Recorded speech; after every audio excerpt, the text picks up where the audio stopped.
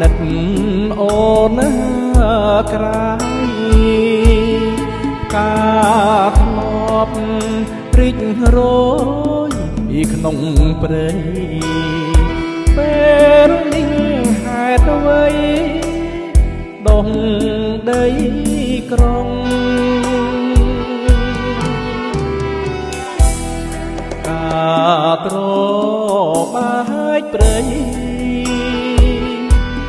ប្រឹងរីកថ្វី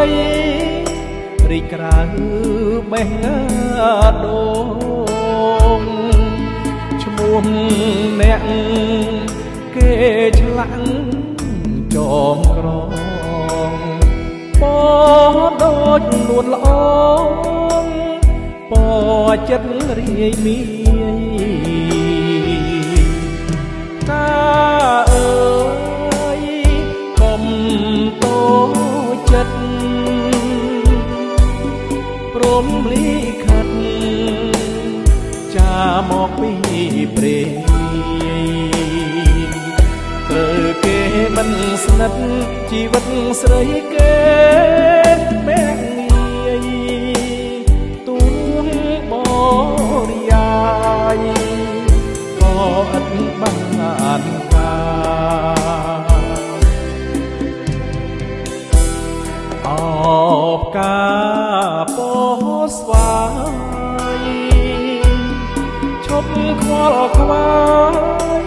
ធ្វើបដិច្ចវាសនារូបបងបើកទ្វីមេត្តាបេះដូងត្រូវការត្របែកព្រៃ